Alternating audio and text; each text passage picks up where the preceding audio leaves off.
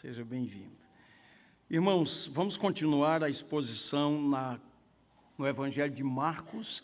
Nesta noite nós leremos alguns versículos no capítulo 5. Então abra sua Bíblia reverentemente e eu peço que após a leitura, durante a exposição bíblica, você permaneça com a Bíblia aberta para que a gente acompanhe a exposição da palavra de Deus.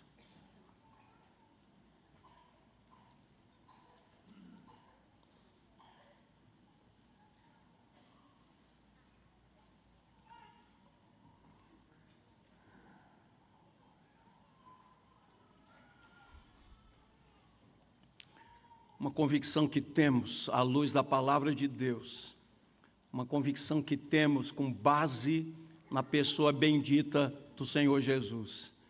Não existe caso perdido para o Senhor Jesus. Quem sabe hoje estou falando aqui para alguém que já pensou em desistir, alguém que ao avaliar a vida disse, para mim não tem mais jeito, fui longe demais. Quem sabe é você que está aí nos acompanhando, virtualmente, em desespero. Ouça a palavra de Deus e ouça o testemunho sobre Jesus.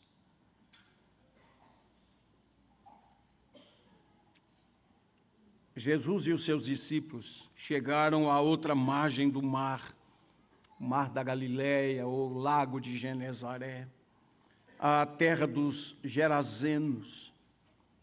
Ao desembarcar, logo um homem possuído de espírito imundo veio dos túmulos ao encontro de Jesus.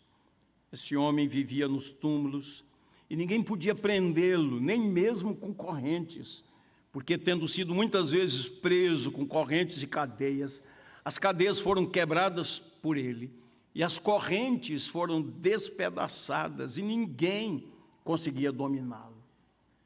Andava sempre de noite e de dia, gritando por entre os túmulos e pelos montes, ferindo-se com pedra. Quando de longe viu Jesus, correu e prostrou-se diante dele, gritando em alta voz: "O que você quer comigo, Jesus, Filho do Deus Altíssimo? Por Deus, peço-lhe que não me atormente." Ele disse isso porque Jesus tinha dito a ele: "Espírito imundo, saia desse homem." Então Jesus lhe perguntou: "Qual é o seu nome?" Ele respondeu: "Legião é o meu nome, porque somos muitos." E pediu-lhe com insistência que não os mandasse para fora do país. Ora, uma grande manada de porcos estava pastando ali pelo monte. E os espíritos imundos pediram a Jesus: "Mande-nos para os porcos, para que entremos neles." E Jesus o permitiu. Então, saindo os espíritos imundos, entraram nos porcos. E a manada, que era cerca de 2.000, precipitou-se despenhadeiro abaixo para dentro do mar, onde se afogaram. Os que tratavam dos porcos fugiram e foram anunciá-lo na cidade e pelos campos. Então o povo saiu para ver o que tinha acontecido. Aproximando-se de Jesus, viram o endemoniado, o que antes estava dominado pela legião, assentado, vestido, em perfeito juízo, e temeram.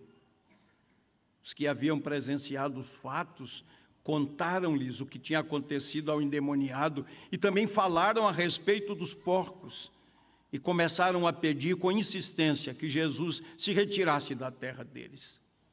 Quando Jesus estava entrando no barco, aquele que antes estava possuído pelos demônios pediu com insistência que Jesus o deixasse ficar com ele. Jesus, porém, não o permitiu, ao contrário, ordenou-lhe: "Vá para a sua casa, para os seus parentes, e conte-lhes tudo que o Senhor fez por você e como teve compaixão de você."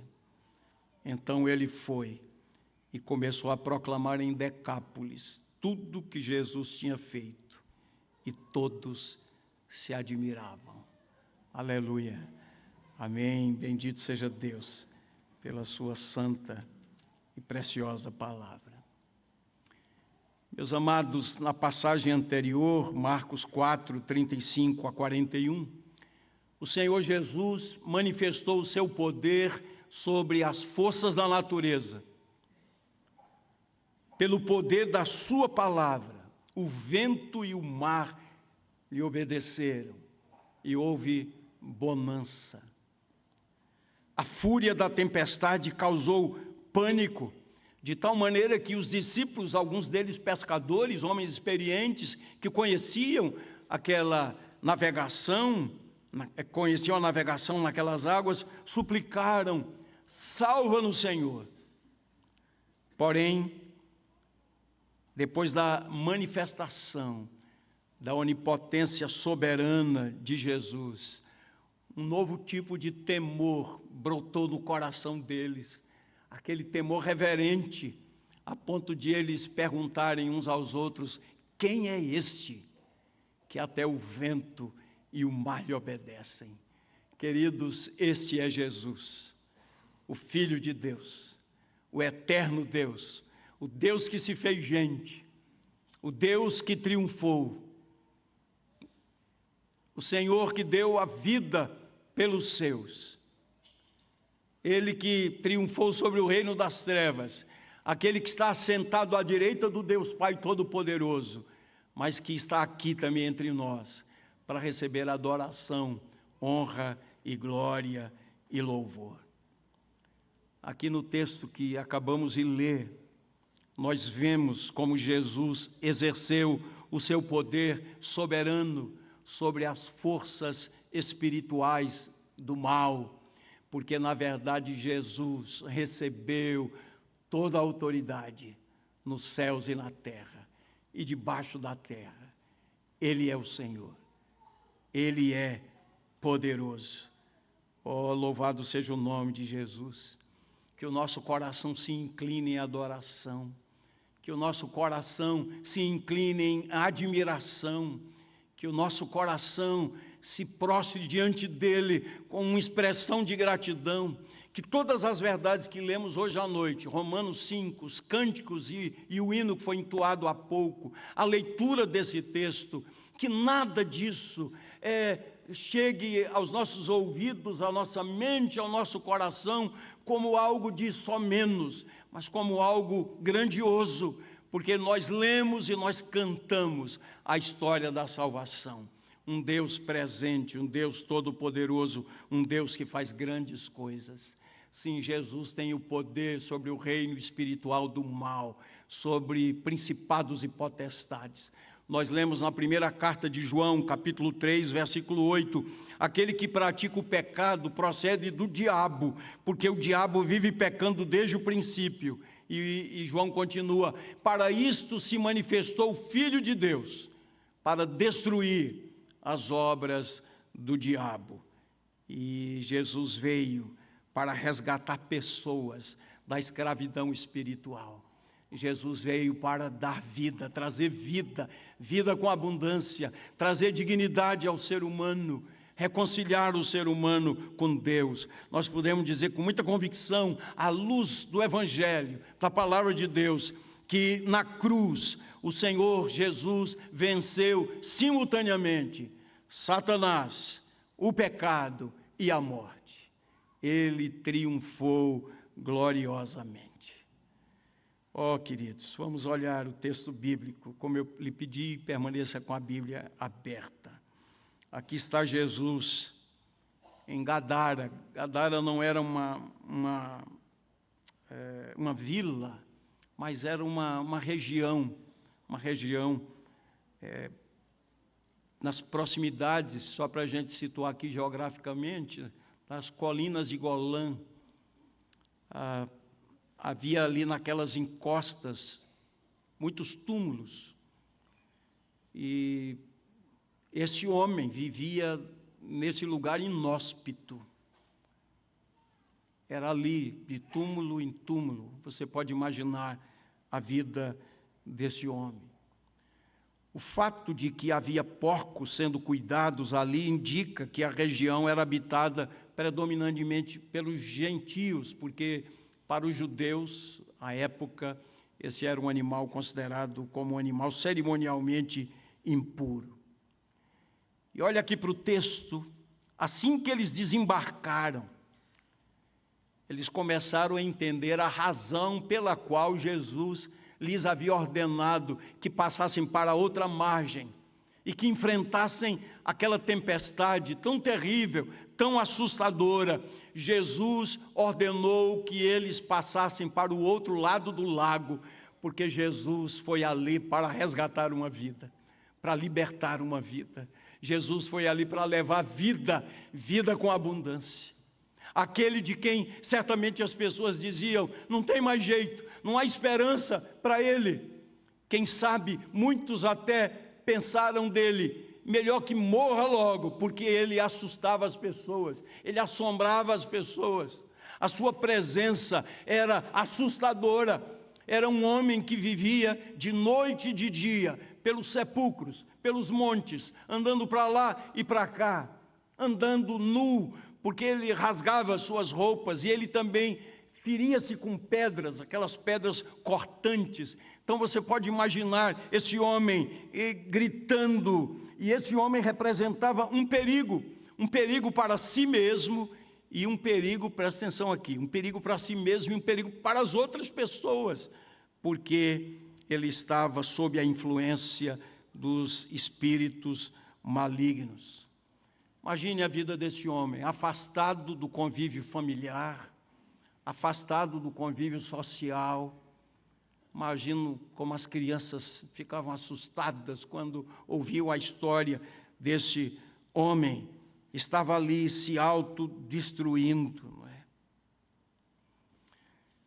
Essa é uma característica da possessão demoníaca. Os demônios são os anjos caídos.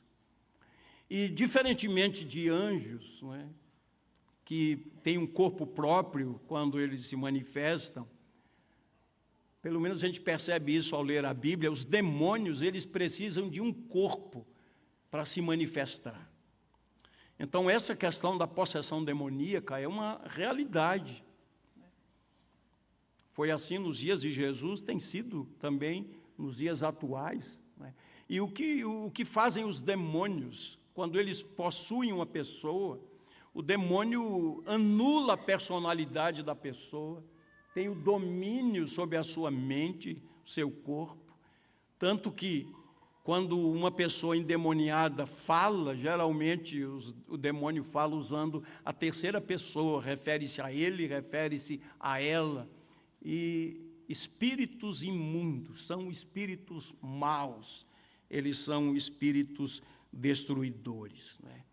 Imagine a cena, aquele homem, ele era temido por todos, não é? Ninguém podia subjugá-lo. E o verso 7 diz que os demônios interpelaram o Senhor Jesus, é como se Jesus tivesse invadido o território deles, não é? Mas Jesus é o Senhor absoluto. Não existe um centímetro nessa terra, no universo, que não pertença ao Senhor. Ele tem todo o poder, Ele tem todo o domínio. O seu nome é um nome que está acima de todo nome, queridos irmãos. E eu queria meditar com vocês, dividir esse texto em 5 pequenos pontos, não é? Olhe comigo aí na Bíblia. Primeiro, o propósito santo e gracioso de Jesus, está aí no verso 1. Segundo, o poder de destruição dos demônios, do reino das trevas, versículos de 2 a 7. O poder gracioso e libertador do Senhor Jesus, versículos de 8 a 13. Quarto lugar, a insensatez da incredulidade, versículos de 14 a 17. E depois, por fim, a gente encontra Jesus dando àquele homem dignidade e uma missão. É isso que ele faz com os que são do seu povo, da sua igreja. Eles têm dignidade, têm uma identidade e têm uma missão: proclamar as virtudes do nosso Senhor Jesus Cristo. Então, dentro desse tema, não há caso perdido para Jesus, nós vamos então analisar o texto. Primeiro ponto, o propósito santo e gracioso de Jesus. No texto anterior, nós lemos assim no verso 35 do capítulo 4, naquele dia, sendo já tarde, Jesus disse aos discípulos: vamos passar para outra margem. E aqui o verso 1 do capítulo 5, Jesus e os seus discípulos chegaram à outra margem do mar, à terra dos Gerazenos. O que é que o Evangelho diz sobre o nosso Senhor Jesus? Ele veio para buscar e salvar o que se havia perdido. Esse é Jesus. Veio para dar vida, vida em abundância.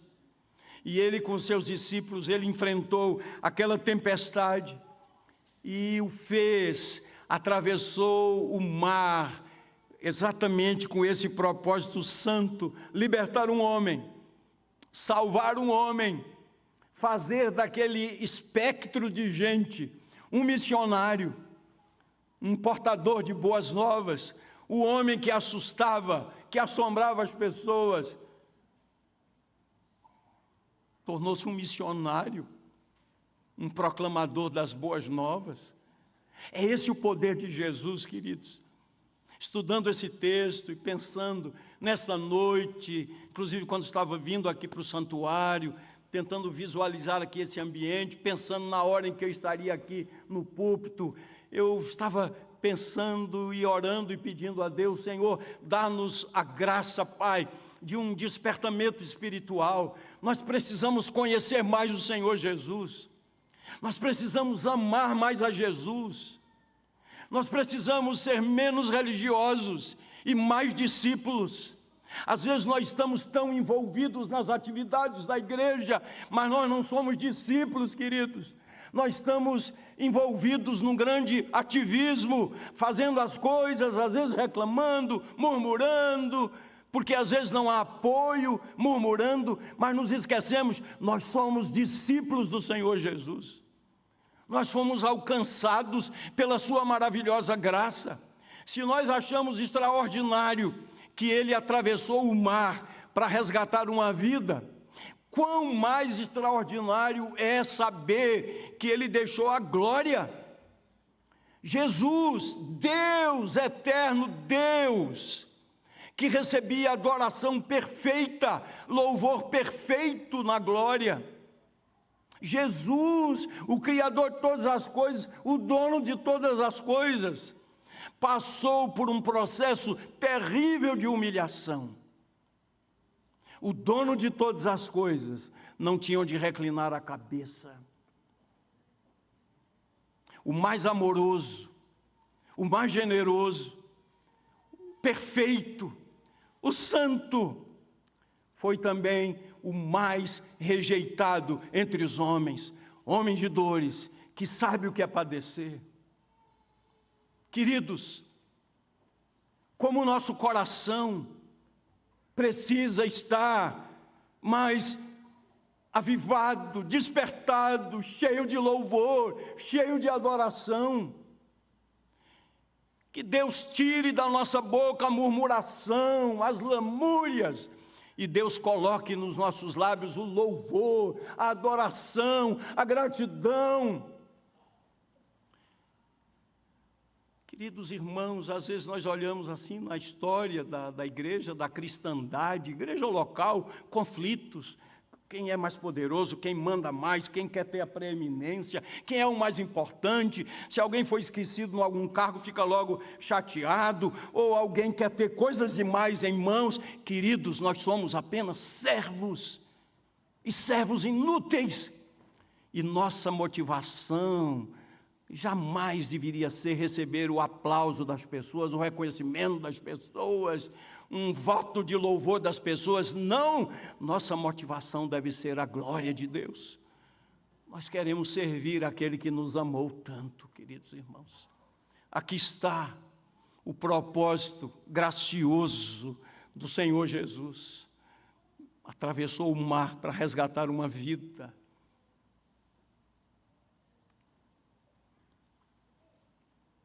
que aos olhos das pessoas não tinha valor nenhum. Jesus veio nos buscar. Queridos, eu oro a Deus para que eu seja um crente cheio do Espírito, e eu oro a Deus para que você seja cheio do Espírito, um crente, uma crente, um servo de Deus, uma serva de Deus, alguém que viva mesmo para agradar a Deus e para a glória de Deus. Porque Jesus deixou a glória, Ele se fez homem, Ele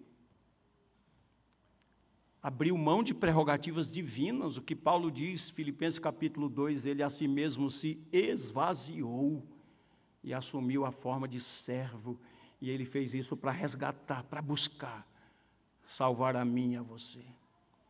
A gente não pode daqui a pouco participar da ceia, indiferentemente, porque é isso que se faz todo mês, não, tem que ser com gratidão, com louvor, porque nós temos na cruz a maior manifestação do amor, o amor de Deus. Deus estava em Cristo reconciliando o mundo consigo mesmo. Olhando para aquele homem, queridos, todos já haviam desistido dele, mas Jesus não, porque não existe caso perdido para Jesus. Segundo lugar, queria pensar aqui agora negativamente no poder destruidor de Satanás. Satanás é aquele que arruína, Satanás destrói famílias, Satanás destrói casamentos, Satanás destrói relacionamentos, Satanás destrói esperança, Satanás destrói a vida, Satanás destrói a dignidade, o respeito. Queridos, imagine aquela cena, era de noite, depois de uma tempestade terrível. Eles chegaram do outro lado, e quando eles chegam do outro lado, um homem sai de um túmulo, gritando. Aquela figura terrível, nu, ferido, descabelado, desesperado, angustiado, escravizado. Ele saiu dali. Vejam versos 2 a 7. Ao desembarcar logo um homem possuído de espírito imundo veio dos túmulos ao encontro de Jesus. Esse homem vivia nos túmulos, ninguém podia prendê-lo, nem mesmo com correntes. Você pode imaginar essa força sobre-humana que ele tinha. Porque tendo sido, não foi uma nem duas, mas muitas vezes preso com correntes e cadeias, as cadeias foram quebradas por ele, as correntes despedaçadas, e ninguém conseguia dominá-lo. Andava sempre de noite e de dia, gritando por entre os túmulos, pelos montes, ferindo-se com pedras. Quando de longe viu Jesus, correu e prostrou-se, porque até os demônios creem que Jesus é o Filho de Deus. Agora, os demônios creem sem arrependimento, sem quebrantamento, mas eles reconhecem que Jesus é o Filho de Deus.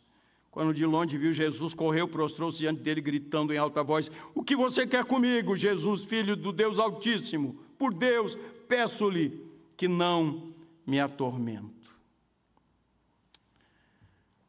Queridos irmãos, estava pensando assim, só imaginando no texto, né, quando Jesus disse aos discípulos: "Vamos para o outro lado."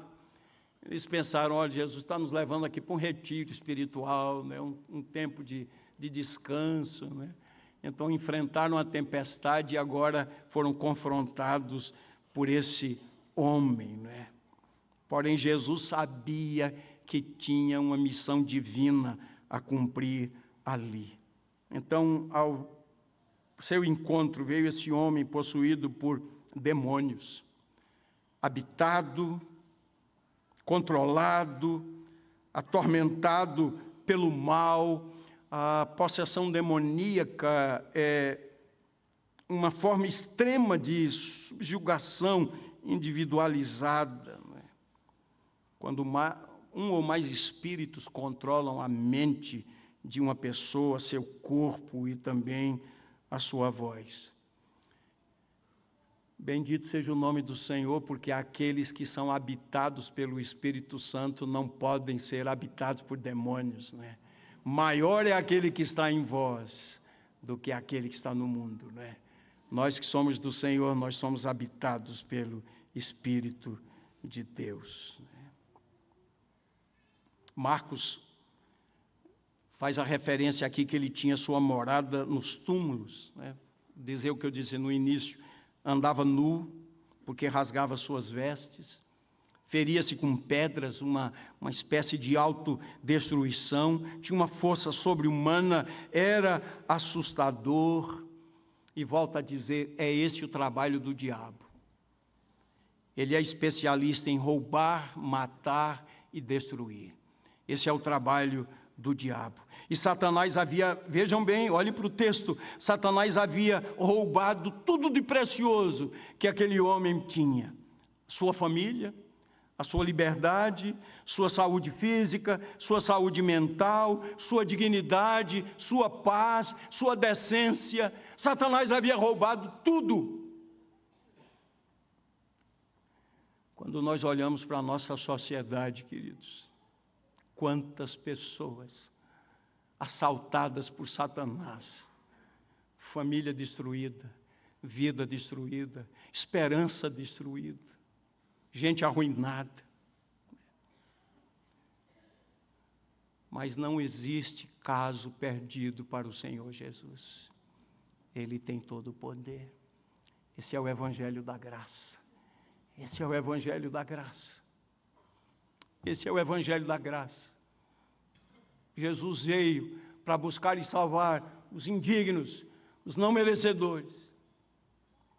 Quem leu O Refúgio Secreto, depois Andarilha para o Senhor, assistiu ao filme também, Refúgio Secreto, já tem muitos anos, assistiu ou leu cenas duras, né, do campo de concentração, como aquelas duas irmãs, Corey e Betsy, sofreram no campo de concentração. Betsy morreu no campo de concentração, Corey escapou e depois ela começou um ministério dando testemunho em vários lugares e um dia ela estava falando em uma igreja na Alemanha.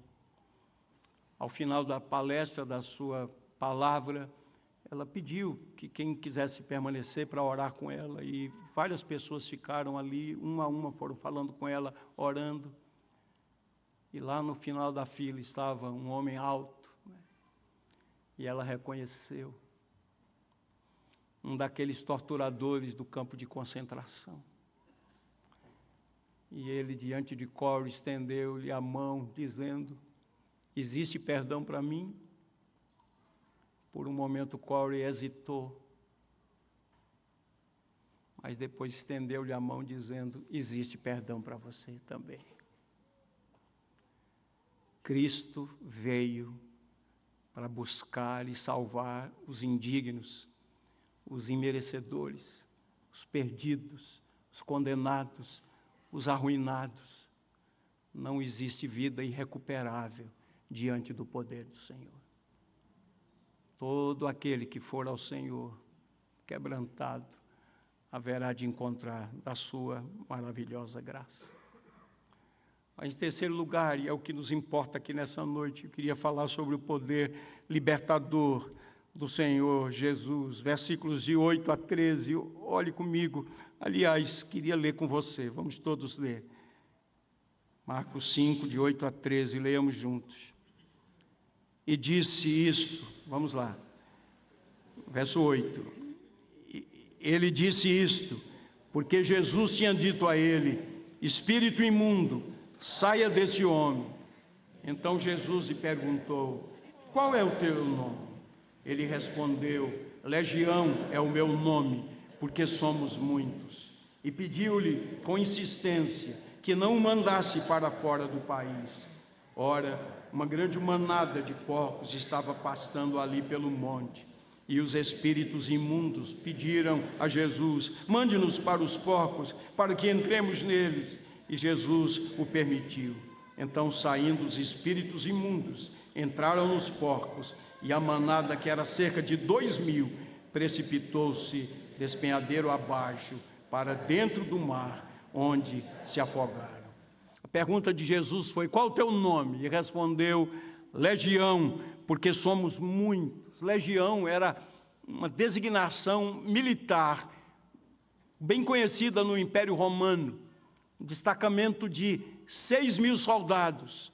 Lendo a respeito desses homens, desses soldados, as informações históricas que temos é que esses homens, por onde passavam, eles deixavam um rastro de destruição. Eram temidos, eram fortes, eram violentos, eles atacavam. Não é sem razão aqui que os demônios responderam: legião, porque somos muitos. Agora, é impressionante, lendo Mateus, Marcos e Lucas, os 3 textos que falam sobre esse acontecimento, não é? A pergunta que fazemos agora, e vou procurar responder ao final: por que eles não queriam ir para fora do país, ou por que não queriam ir para o abismo, e por que Jesus permitiu que eles entrassem nos porcos, não é? Eu vou procurar responder ao final. O que conta para nós agora é que o homem foi libertado. Olha a mudança de vida, olha a mudança de quadro. Aquele homem que vivia de noite e de dia pelos sepulcros e pelos montes, gritando, nu, ferindo-se com pedras, agora, libertado, estava assentado, vestido, em perfeito juízo. É ou não é uma nova criatura? Se alguém está em Cristo, é uma nova criatura. Vejam que mudança, querido. Aquele andarilho desesperado, cuja vida não tinha propósito, agora estava ressocializado, verdadeiramente ressocializado.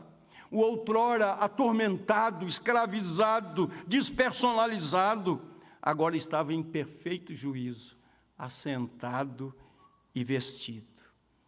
É isso que Jesus faz, é esse poder de Jesus, do Evangelho. A religião faz alguma coisa, mas Jesus produz uma mudança radical. A religião pode fazer uma mudança, uma caiação, mas Jesus dá nova vida, queridos. Olha aqui o que aconteceu àquele homem, restituído à família, com saúde física e mental, libertado, e agora vivendo com dignidade, vivendo com decência, vivendo em paz.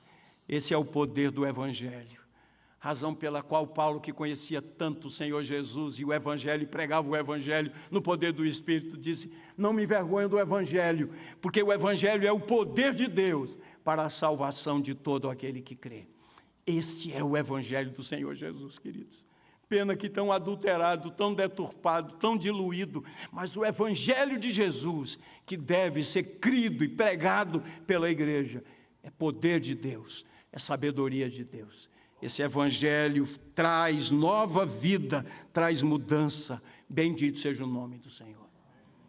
Mas em quarto lugar, veja o problema do ser humano, aquilo que os teólogos chamam de depravação total. Vejam os efeitos da queda, com esse acontecimento tão grandioso, tão maravilhoso. Olhem para os versos 14 a 17 e percebam aqui a insensatez da incredulidade. Quero dizer a você que está aqui me ouvindo, você é incrédulo, isso é uma grande insensatez, é uma loucura, não crer no Evangelho, não crer no Senhor Jesus. Escute o que diz o texto, versos 14 a 17. Os que tratavam dos porcos fugiram e foram anunciá-lo na cidade e pelos campos. Então o povo saiu para ver o que tinha acontecido, aproximando-se de Jesus. Eles viram o homem, queridos, assentado, vestido em perfeito juízo, o que antes estava dominado pela legião, assentado, vestido em perfeito juízo, e temeram. Os que haviam presenciado os fatos contaram-lhes o que havia acontecido ao endemoniado e também falaram a respeito dos porcos e começaram a pedir com insistência que Jesus se retirasse da terra deles. Diante de tão grande milagre, podia-se esperar que as pessoas respondessem com alívio, com gratidão, com adoração. Hoje nós vimos grandes coisas aqui. Haverá um novo tempo na nossa região. Na verdade, aqueles homens, aqueles habitantes, eles reagiram com horror absoluto. Eles reagiram com medo extremo, eles tiveram medo do poder sobrenatural de Jesus, e a reação deles, a gente pode dizer que foi uma reação vergonhosa e reveladora, porque ali foi revelado a escala de valores dos gadarenos. Eles expulsaram Jesus da sua terra por causa dos porcos. Era uma manada de cerca de 2.000 porcos. Irmãos, é verdadeiro dizer isso com tristeza. Eles amavam mais aos porcos do que a Deus e aos homens, às pessoas. O dinheiro era o Deus deles. Eles pensaram no prejuízo e não viram o resgate daquela vida. Essa é a insensatez daqueles que vivem no mundo,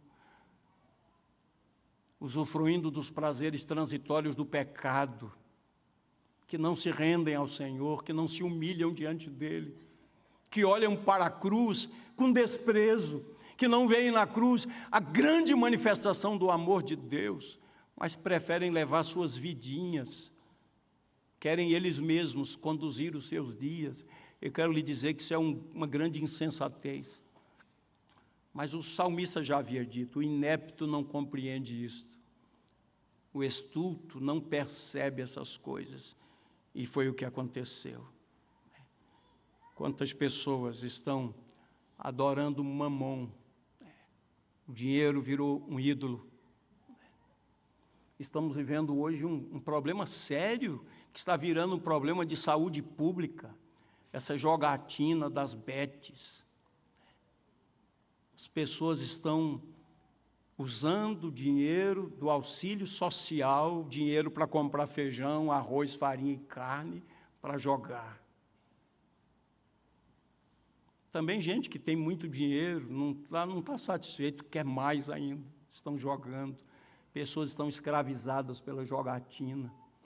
Outros estão escravizados pela prostituição, escravizados pela pornografia. Em vez de pegar um aparelho como este, para ler a Bíblia, para estudar, tem muito conhecimento bom aqui, para ouvir boas pregações. Tem gente que usa esse aparelho para visitar sites pornográficos, e você sabe disso, a pornografia é viciante, escravizante. Mas Jesus veio para buscar gente escravizada assim também, para dar uma nova vida, um novo coração, para dar dignidade. É uma insensatez rejeitar tão grande salvação. Por fim, queridos, versos 18 a 20, eu acho tão bonito esse texto. Vamos ler juntos mais uma vez. Concluo aqui, nesses versos 18 a 20, leamos juntos. Quando Jesus estava entrando no barco, aquele que antes estava possuído pelos demônios pediu com insistência que Jesus o deixasse ficar com ele. Jesus, porém, não permitiu, ao contrário, ordenou-lhe: vá para a sua casa, para os seus parentes, e conte-lhes tudo o que o Senhor fez com você e como teve compaixão de você. Então ele foi e começou a proclamar em Decápolis tudo o que Jesus lhe tinha feito, e todos se admiravam. Oh, se você observar cuidadosamente, o texto apresenta pedidos dos três: o gadareno, as pessoas da terra, da região, e do homem que foi libertado. Os três fizeram pedidos e pediram com insistência. Agora, é impressionante, queridos, que Jesus atendeu ao pedido dos demônios, atendeu ao pedido do povo da terra, mas não atendeu ao pedido do homem liberto. O homem com insistência pediu: quero estar com o Senhor. Jesus não permitiu.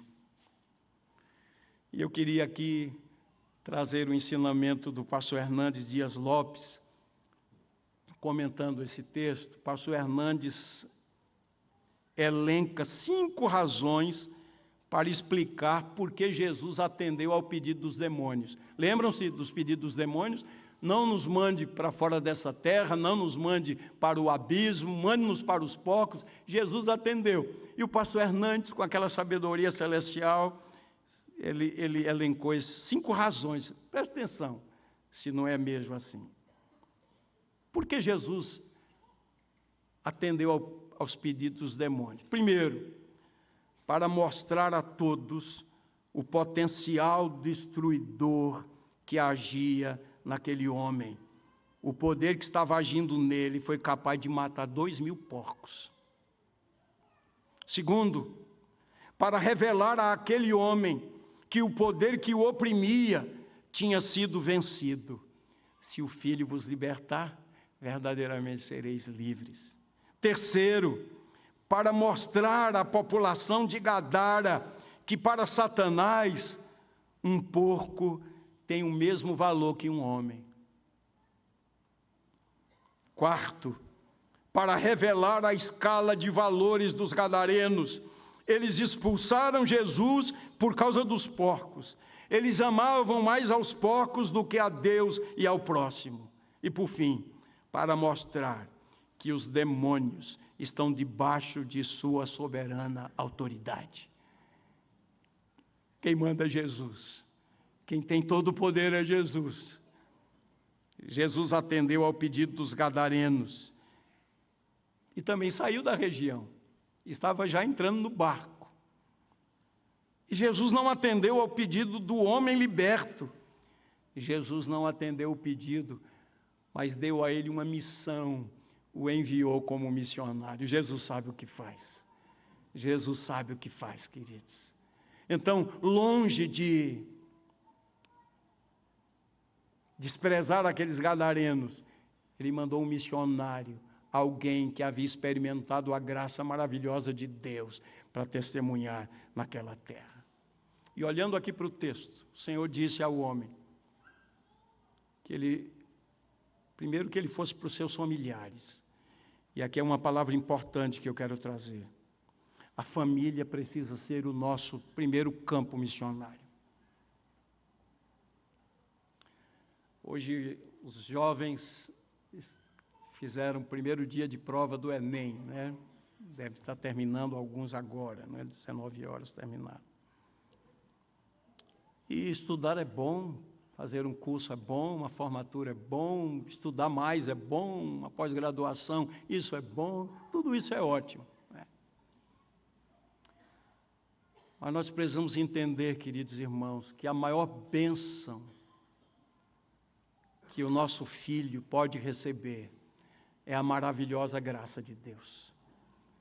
De que adianta ser um doutor e ir para o inferno? De que adianta ser bem-sucedido profissionalmente? Está perdido. De que adianta ganhar o mundo inteiro e perder a alma? Nosso primeiro campo missionário é a nossa casa. Devemos dar testemunho na nossa casa, orar pela nossa casa, falar de Cristo na nossa casa.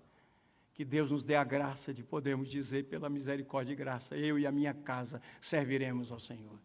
Então eu lhe digo, pai, mãe, avô, avó, tio, tia, filho, filha, não deixe de orar pelos seus filhos, seus netos, seus pais, seus sobrinhos, seus tios, sua família. Ore para que a graça de Deus alcance sua família. Então imagine a cena, aquele homem agora, aquele homem que aterrorizava por onde passava. Certamente a família não queria vê-lo por perto de jeito nenhum. Mas agora ele voltando para casa, para dizer, eu sou uma nova criatura. Olha o que Cristo fez na minha vida, Ele me libertou, eu sou uma nova pessoa.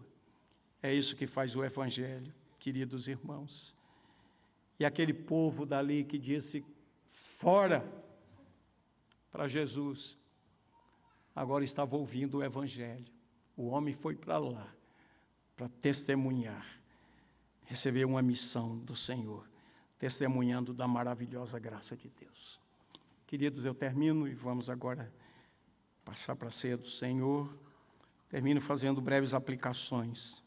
Jesus, esse Jesus de quem tanto falamos aqui, em nome de quem oramos, por amor de quem estaremos celebrando a ceia daqui a pouco. Jesus é o Filho de Deus. Jesus é o Salvador, o Libertador. Ele tem todo o poder no céu, na terra. Ele deve ser crido, amado, adorado e servido. Segunda aplicação. Os demônios não são uma lenda, os demônios são uma realidade. Há um mundo espiritual, potestades e potestades, que arruinam vidas, destroem vidas. Não subestime o poder do maligno, mas creia e saiba que o poder de Jesus é absoluto sobre o poder do maligno.